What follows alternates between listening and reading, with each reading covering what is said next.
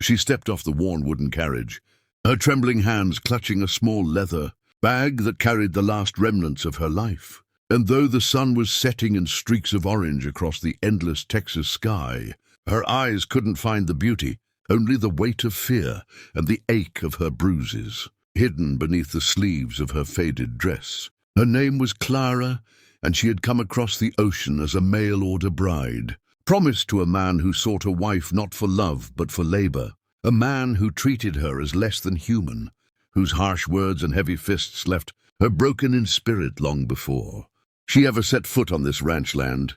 She had imagined America would be her freedom, but instead it had become another cage, another chapter of survival, until one fateful evening when she was cast out into the dusty road, left with nowhere to go, no family, no protection, until she stumbled into the path of a man whose presence was like a mountain, steady, strong and unmoving. His name was James, a cowboy who had spent most of his life alone, his heart guarded after losing his parents.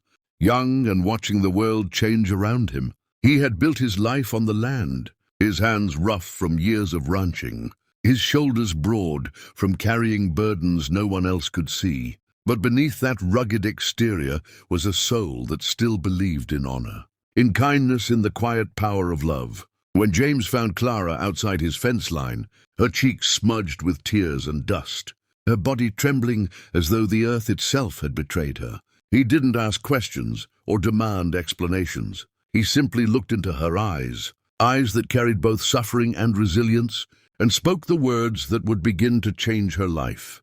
"You're safe in my arms now."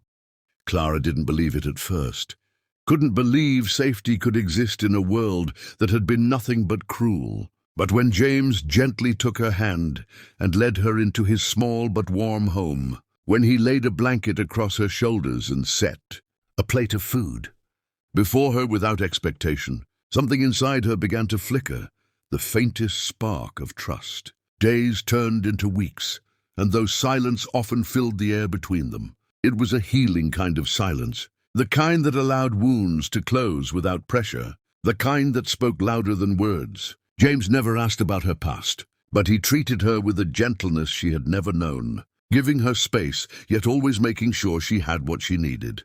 Clara found herself watching him as he worked the land, his strength not in dominance, but in devotion, his care not in control, but in respect. Slowly, her laughter returned, soft at first, like the sound of a bird unsure if spring had truly arrived, and James cherished each note as though it were the rarest treasure. But the past has a way of chasing the broken, and one night, under the silver light of the moon, the man who once called her his property came storming back, his voice sharp with cruelty, demanding she return to the life she had fled. Fear clawed at Clara's chest, and for a moment she was the frightened girl again, clutching her bag, wishing to disappear. Yet before her tears could fall, James stood in front of her, his stance unyielding, his voice low but fierce.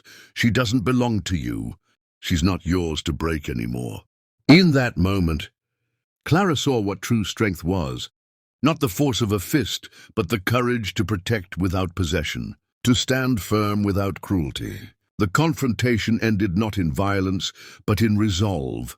And when the dust of that night settled, Clara realized she had not only been saved, but had been given the gift of something she thought she'd never know.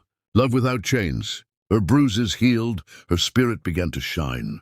And when she looked at James, she no longer saw a stranger, but the home she had been searching for all along. Their story wasn't the kind written in polished letters or sung in ballads, but it was the kind etched into the quiet moments of shared meals, soft laughter by the fire, and the whispered promise of a tomorrow built on trust.